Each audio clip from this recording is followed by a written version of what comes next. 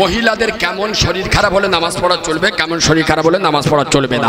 মহিলাদের আপনার শরীর খারাপ অবস্থায় স্বামী যে গ্লাস প্লেটে খাবে ওই গ্লাস প্লেটে খাওয়া যাবে কি যাবে না। মহিলাদের শরীর খারাপ অবস্থায় বাড়ির কাজকাম করতে পারবে কি পারবে না। মহিলাদের শরীর খারাপ অবস্থায় মৌতো বাড়ি যেতে পারবে কি পারবে না। মেয়েদের শরীর খারাপ অবস্থায় বিয়ে চলবে কি চলবে না।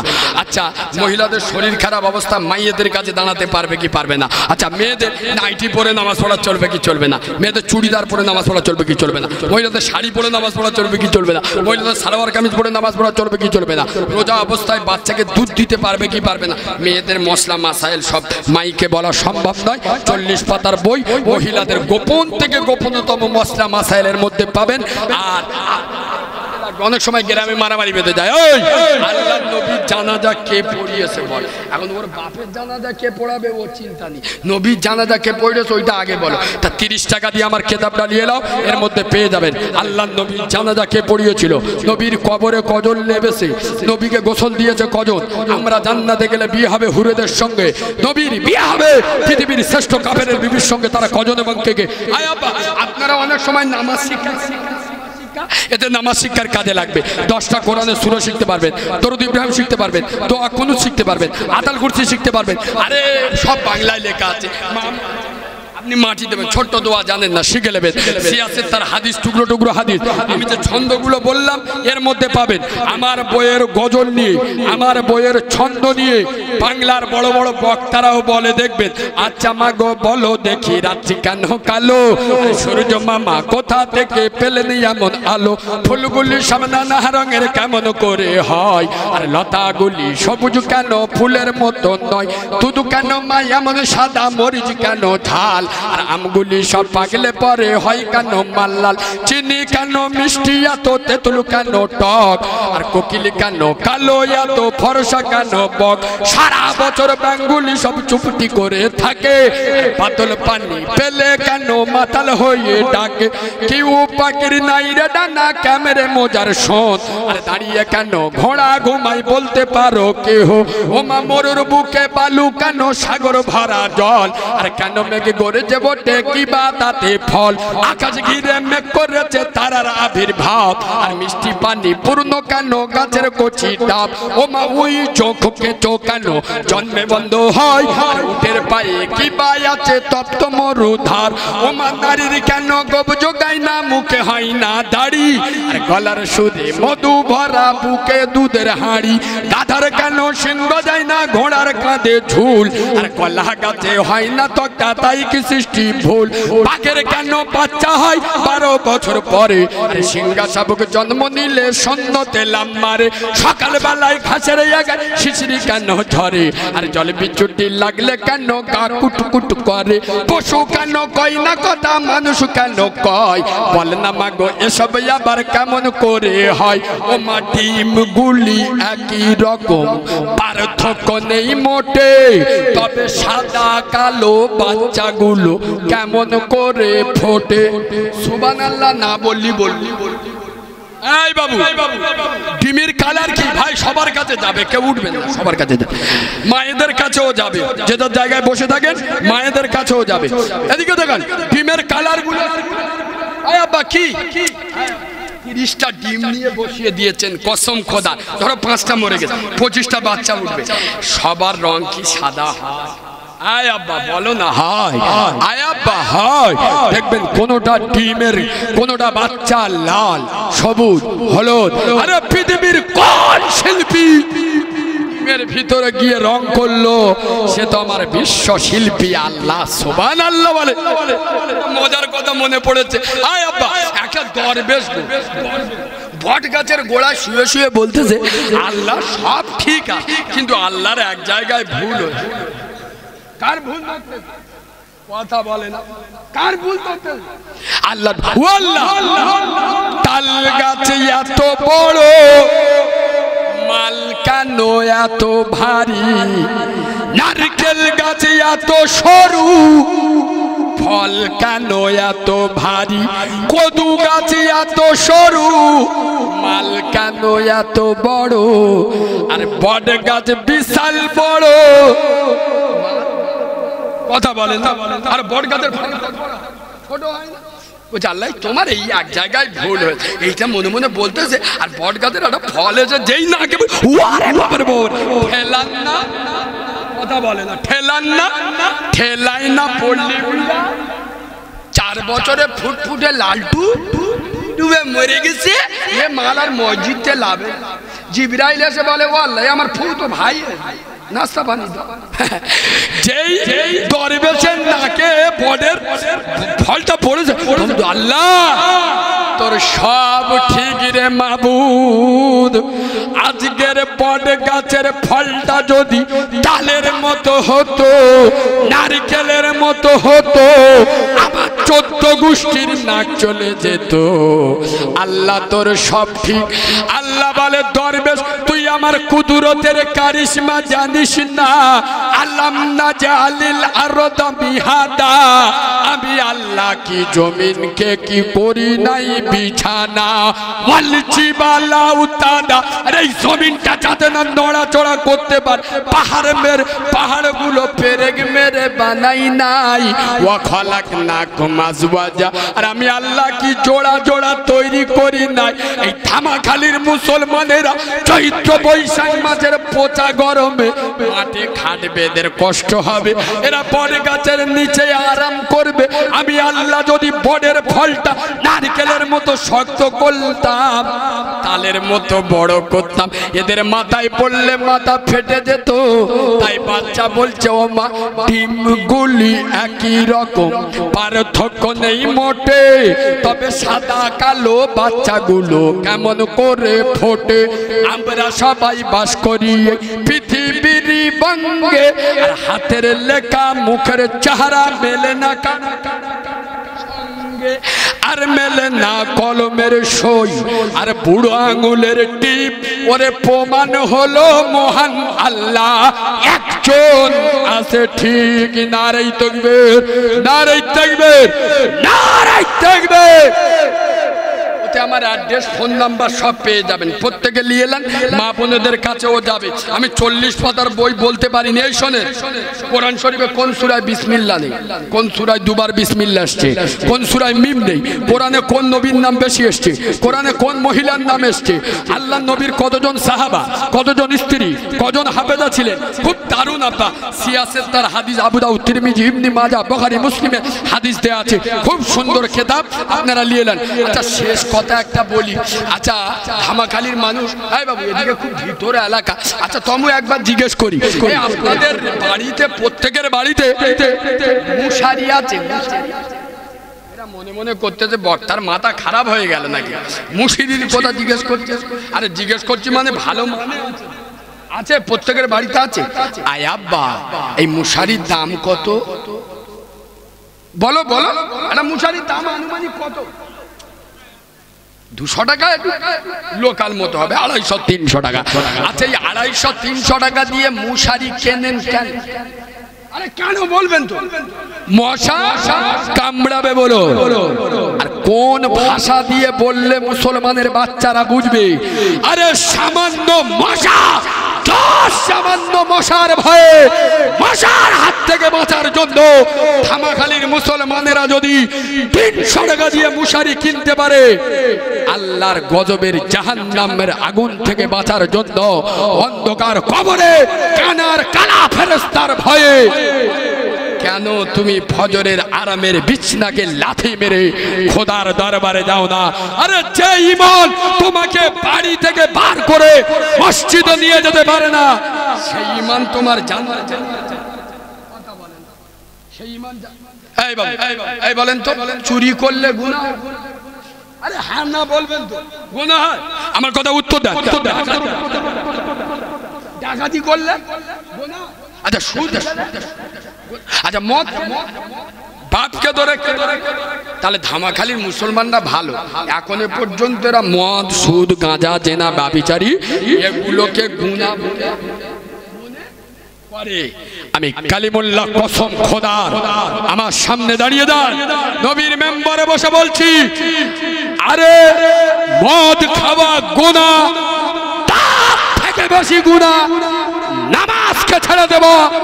সুদ খাওয়া গুনাহ, সুদ খেলে সুদের সব থেকে ছোট গুনাহ, বড় গুনাহ আল্লাহর সঙ্গে যুদ্ধ করা। সুদের সব থেকে ছোট গুনাহ নিজের মায়ের সঙ্গে জেনা করা, তাহলে ডেঞ্জারাস পাপ, মারাত্মক পাপ, ভয়ঙ্কর পাপ। তারপরেও আমি কালিমুল্লাহ বলি, সুদ খাওয়া গুনাহ, তার থেকে বেশি গুনাহ নামাজকে ছেড়ে দেওয়া। আরে মায়ের গায়ে হাত তোলা, মদিনার গায়ে হাত তোলা। রাসূলুল্লাহ বলেছেন, এই দুনিয়া যদি 70 বার বিক্রি করো, একটা জান্নাতের ইটের দাম হবে না মায়ের পায়ের তলায়। সেই মায়ের দাম কত? এই রকম মায়ের গায়ে যারা হাত তোলে, 33 বার হজ করুক, 4000 বার আজমিরে যাক, 4 কোটি বার ফুরফুরা যাক, আল্লাহর গজবের জাহান্নাম তোর জন্য ওয়াজিব হয়ে আছে, লিখে নাও। তারপরেও আমি কালিমুল্লাহ বলি, মায়ের গায়ে হাত তোলা গুনাহ, তার থেকে বেশি গুনাহ নামাজকে ছেড়ে দেব। জেনা করা গুনাহ, লা তাকরাবুজ জিনা। কোরআন বলছে জেনা করা দূরের কথা, জেনার নিকটবর্তী হয়ে নাও। এই জেনা করা গুনাহ, তার থেকে বেশি গুনাহ নামাজকে ছেড়ে দেওয়া। হে ধামাখালীর মুসলমান, জবাব চাই, জবাব দাও। যারা এই শেষ রাতে ভোর 3টের সময় ওয়াজ শুনছো, জবাব তোমাদের দিতে হবে। আজ বাংলার মুসলমান, আজ ধামাখালীর মুসলমান, এরা নামাজ ছেড়ে দেওয়াটাকে গুনাহ বলে মনে করে। কথা বলেন, বলে হ্যাঁ না গুনাহ বলে মনে করে। এই বাবু, তবে নামাজ পড়ুনি তো।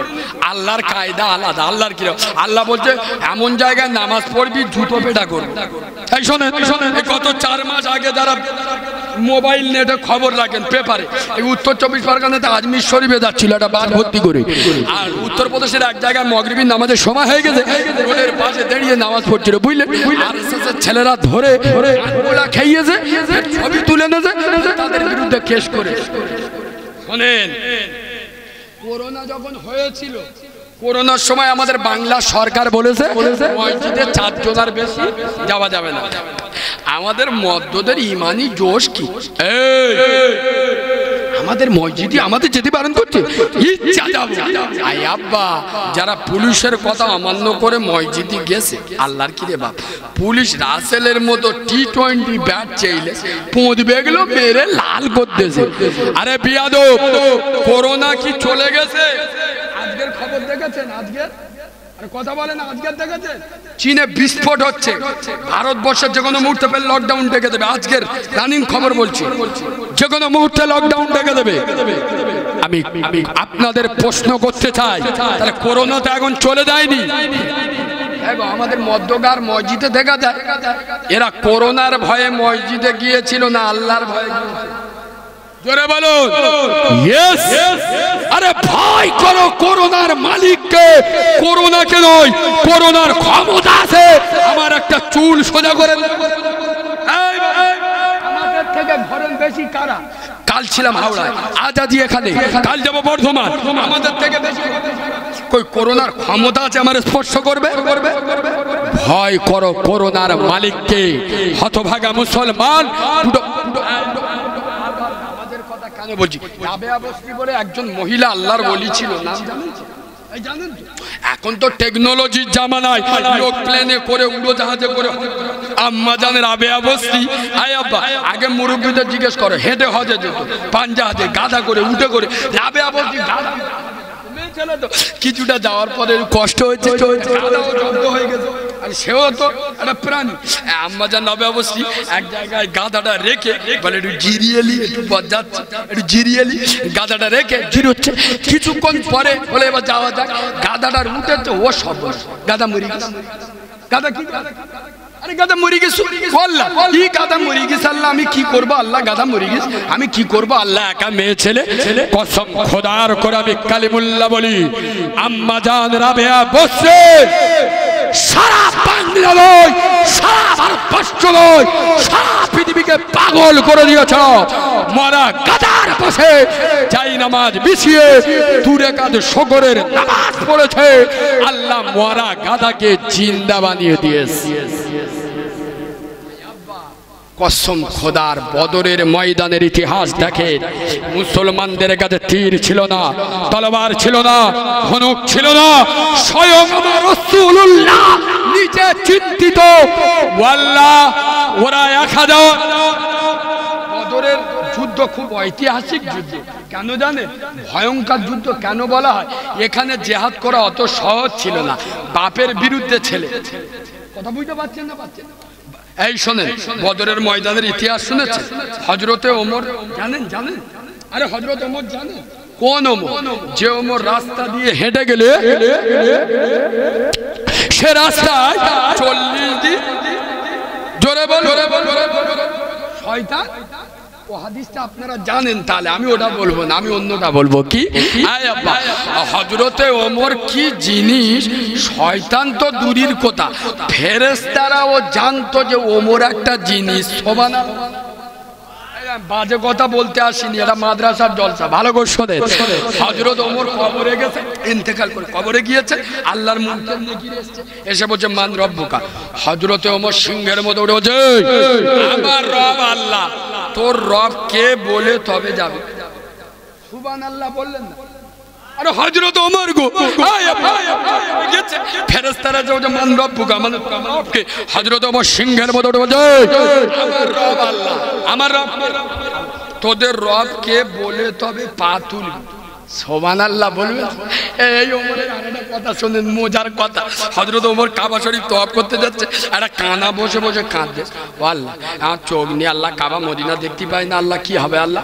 হযরত ওমর পিছন থেকে কানা ফুল সোজা হয়ে গেছে। ওমরের আওয়াজ মানে আলাদা, হুজুর কি হয়েছে? কি কাঁদতেছি কেন? হুজুর আমার চোখ নিয়ে কাবা মদিনা দেখতে পাই। তা কতদিন কাঁদতেছি? বলে 2 বছর। 2 বছর কাঁদিস তো চোখ ভালো হয়? বলে না। লাই দেখ, আমি এই ভিতরে যাচ্ছি, পার হয়ে যদি দেখেছি তো চোখ ভালো হয়ে গেছে তো ঠিক আছে, আর যদি না হয় আমার চিনিস তো ঠিক আছে। বলে হযরত ওমর ভিতর চলে গেছে। কানা এইবার দোয়ার ভোল্টেজ পেল্টে দেবে, এবার দোয়া করতে, আল্লাহ নাই চোখ দে নাই তুলে লে, আল্লাহ নাই চোখ দে নাই তুলে লে। ও আল্লাহ, ও ওমর যদি একবার এসে দেখে আর চোখ হলুদ হয়ে যাবে আল্লাহর কি। হযরতে ওমর ঘুরে এসছে, কানা ছুটে, এই দাঁড়া দাঁড়া, কি হচ্ছে? কি বলে? হুজুর আমার চোখ ভালো হয়ে গেছে। সুবহানাল্লাহ বলো। বদরের ময়দানে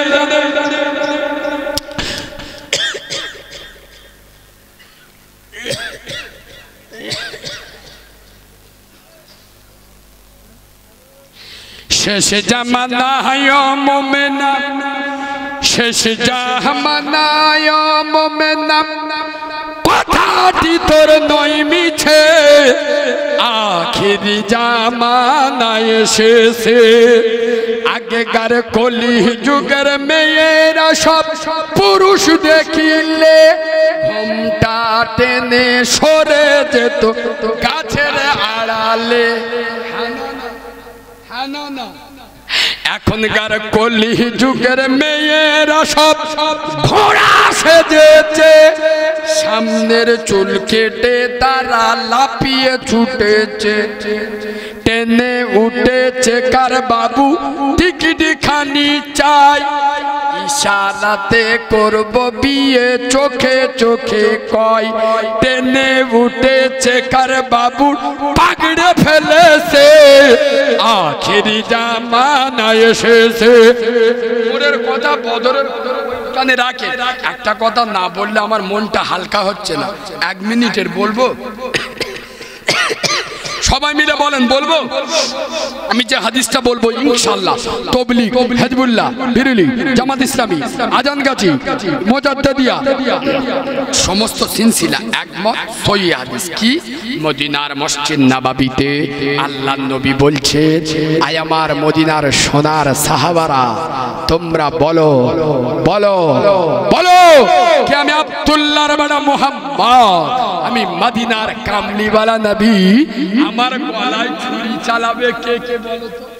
কসম খোদার করে আমি কালিমুল্লাহ বলি, সেই দিন মদিনার মসজিদ নববী দুরু দুরু করে কেঁপে উঠেছিল, থরথর করে কেঁপে উঠেছিল। আল্লাহর নবীর একটা দুটো নয়, 100 200 নয়, 1000 2000 নয়, 10,000 সাহাবা গণহুঙ্কার দিয়ে উঠে বলেছিল, ইয়া রাসূলুল্লাহ, আমাদের বাম্মা আপনার পায়ে কুরবান হয়ে যাক।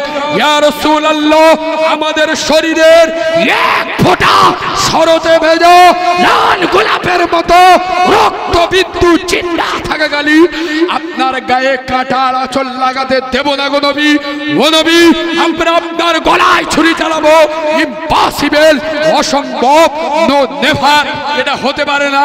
আমার নবী বললেন, ওরে আমার সোনার সাহাবারা, আমার ধামাখালীর মুসলমানদের বলে দিও, আমার ধামাখালীর যুবকজনদের বলে দিও, ওরা যখন কাঁচি খুব প্লেট নিয়ে ওরা যখন দাড়ি মুবারকটা চাচে, ওরা দাড়ি চাচলো না, ওরা আমি আব্দুল্লাহর বাড়া মোহাম্মদ, আমি মা আমেনার নয়নের মণি, নয়নের পুতুলি, আমি আমেনার রক্ত পিণ্ড, আমি আমেনার রক্ত জিগর, ওরা যেন আমার গলায় ছুরি চালালো। নবী বললেন, যারা দাড়ি চাচলো ওরা আমার জোরে বলুন ছুরি চালালো। 2 ঘন্টা পার হয়ে গেছে, আমি একজন মাহারা অনাথ কলিজা নিগড়ে ওয়াজ করলাম, কোরআনের হক কথা তুলে ধরলাম। আমার বক্তব্য, এতগুলো মুসলমানদের ভিতরে একজনের কলিজায় কি লাগেনি? একজনের কলিজা কি কেঁপে ওঠেনি? একজনের হৃদয় কি কেঁপে ওঠে নাই? এতগুলো লোকের মধ্যে ঐতিহাসিক ধামাখালীর মাদ্রাসার জলসা ইতিহাস হয়ে থাকবে। যার মুখে দাড়ি নাই, এইরকমই একটা লোক উঠে দাঁড়িয়ে বলবে যে তার বাচ্চার থেকে, বিবির থেকে, বাপ মায়ের থেকে, সারা দুনিয়ার থেকে আমার নবীকে বেশি ভালোবাসে। সেই নবী বলেছেন, যারা দাড়ি চাচলো আমার গলায় ছুরি চালালো। এতগুলো লোকের মধ্যে একজন কি আল্লাহওয়ালা নয়? একজন কি অরিজিনাল আমার নবীর আশেক নয়? যার মুখে দাড়ি নয়, এইরকম একজন ব্যক্তি উঠে দাঁড়িয়ে বলবেন, কালিমুল্লাহ ভাই, আমি আজ থেকে ওয়াদা করছি, আমি দাড়ি চেঁচে ফেলে দিতাম, আজ থেকে আমি ওয়াদা করছি জীবনে কোনোদিন একেবারে দাড়ি ছেঁচে ফেলে দেবো না। নবী প্রেমের এক মুষ্টি সুন্নতি দাড়ি রাখবো, এই দাড়ি নিয়ে কবরে যাব। আমি মা হারাওয়ানাত এই গভীর রাতে আল্লাহর আদালতে দোয়া চাইবো, আমার পরে ইমান ইসলামের লৌহ মানব, ইমান ইসলামের অগ্নি পুরুষ, ইমান ইসলামের প্রাণ পুরুষ, ইমান ইসলামের পীর পুরুষ, মুজাদ্দিদুল জামানের কলিজার টুকরা, আওলাদের আওলাদ, কলিজার টুকরার আওলাদ, বক্তা সম্রাট ছোট হুজুর পীর কালবা রহমাতুল্লাহ আলাইহির সুযোগ্য সাহেবজাদা জনাব পীর সাহেব হুজুরও দোয়া করবেন। এতগুলো লোকের মধ্যে একটা লোক কি আমার ওয়াজ তার কলিজা কেঁপে ওঠে নাই? একজন দাঁড়িয়ে বলতে পারবেন না, আমি আজ থেকে ওয়াদা করছি জীবনে কোনোদিন দাড়িটা একেবারে চেঁচে ফেলে দেবো না, এই দাড়ি নিয়ে কবরে যাব। এতগুলো লোকের মধ্যে একজন একজন একজন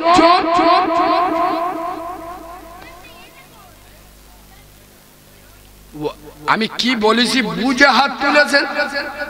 আর কথা বলুন, জোশের নাম ইসলাম নয়, হুঁশের নাম হলো ইসলাম।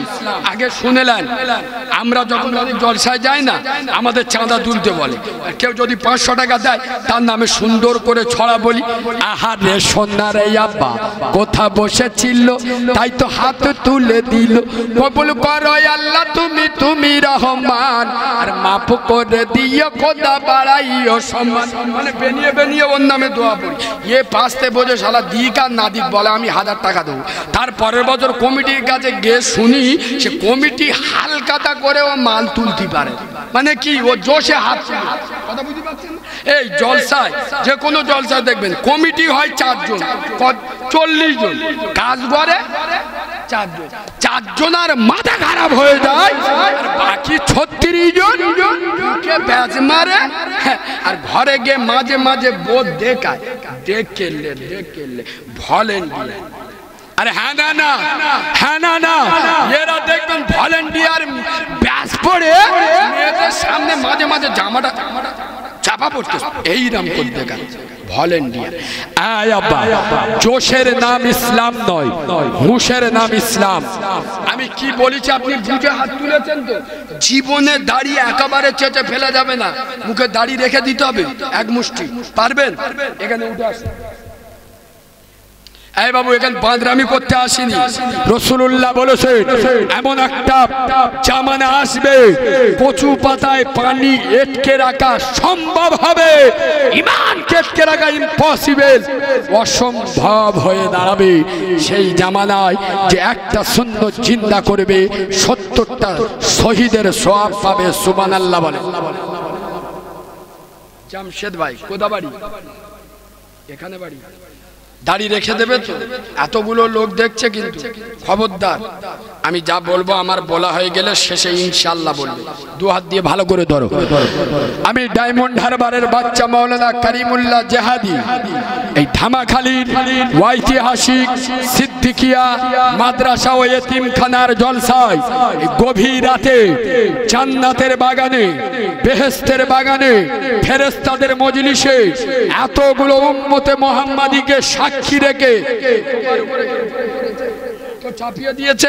তুমি স্ব-ইচ্ছায় আজ থেকে ওয়াদা করছো আমি অনাথের হাতে হাত দিয়ে যতদিন বেঁচে থাকবে নবীর গলায় ছুরি চালাবে না, এই দাড়ি একেবারে চেঁচে ফেলে দেবে না, এক মুষ্টি নবী প্রেমের সুন্নতি দাড়ি রাখবে, আর এই দাড়ি নিয়ে কবর পর্যন্ত যাবে ইনশাআল্লাহ।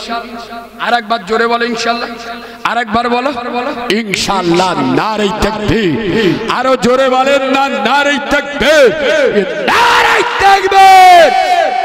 নূরে মুহাম্মদ, নূরে মুজাসসাম, রাসূল আকরাম, সাইয়্যিদে আলা, নূরে আলা, নূরে মুহাম্মদ কামলিওয়ালা। আল্লাহ আমি মাহারাওয়ানা দোয়া করছি ওই ব্যক্তিকে তুমি দিদারে কাবা, দিদারে মদিনা নসিব করো আল্লাহ। আমি জীবনে কোনোদিন আমার মায়ের কোল কি জিনিস জানি না, মায়ের বেস্তনের দুধ কার বলে আল্লাহ আমি জীবনেই দেখি নাই। যদি এটা সঠিক হয় আল্লাহ ওই ভাইয়ের ইজ্জত সম্মান মর্যাদা রুজি রোজগারে বরকত দাও। বলেন না আল্লাহুম্মা আমিন। মায়ের ছেলে মাকে ভুলে আজ কেন দুনিয়ায় সে মাকে দুঃখ দেয়, ছেলের জান্নাত মায়ের কদম তলায়। মা জননীর দুঃখ কেমন শোনো সবাই দিয়া মন, সুখ শান্তি যাই চলে মার গর্ভবতী হয় যখন, আয়েসে আরাম হয় যে হার। এই বাবু, এই বাবু সব উঠছো কেন? পীর সাহেব হুজুর আসছে, চরম বিয়াদবি করা হবে। চাচাজান হুজুর আসছেন, আর আমি বিশেষ করে জানার কেরাতের ফ্যান ভাই। বিশ্বাস করুন, বিশ্বাস করুন, যে মানুষটা কোরআন তেলাওয়াত করলে আমার তো মনে হয় পাখি পক্ষুর পর্যন্ত শোনে। আমি জানার কোরআন শরীফ পড়ার বিরাট ফ্যান, বিরাট ভক্ত। কারণ ইসমাইল হুজুরের আল্লাহ গলায় মধু ঢেলে দিয়েছে, যখন আল্লাহর কোরআন তেলাওয়াত করে একটু উঠে দাঁড়ান, নারে তাকবীর। আর একটু জোরে বলেন নারে তাকবীর, একটু আওয়াজ দিয়ে বলেন নারে তাকবীর। দাদা পীরের হক সিলসিলা, দাদা পীরের হক সিলসিলা, জনাব পীর সাহেব হুজুর কেবলা, জনাব পীর সাহেব হুজুর কেবলা, জনাব পীর সাহেব হুজুর কেবলা, ফুরফুরা শরীফ, ফুরফুরা শরীফ, দাদা পীরের হক সিলসিলা, দাদা পীরের হক সিলসিলা, সিলসিলায়ে মুজাদ্দিদুজ জামান। নারে তাকবীর। আর একটু জোরে আওয়াজ দেন নারে তাকবীর, নারে তাকবীর। জনাব পীর সাহেব হুজুর কেবলা, জনাব পীর সাহেব হুজুর কেবলা, আমাদের সকলের মাথার তাজ জনাব পীর সাহেব হুজুর কেবলা। নারে তাকবীর। আব্বা আমি জানাদের পায়ের ধুলো মাথায় রাখি, জানাদের পায়ের জুতোর ধুলো চোখের শর্মা বলে মনে করি। আমি জানার কোরআন শরীফ পড়ার একজন পাগল, আমার পীর সাহেব হুজুর কেবলা। আল্লাহ তাআলার পায়ের জুতো আমি মাথায় রাখি। হায়াত বাকি, মোলাকাত বাকি, বিয়াদবি হবে। আসসালামু আলাইকুম।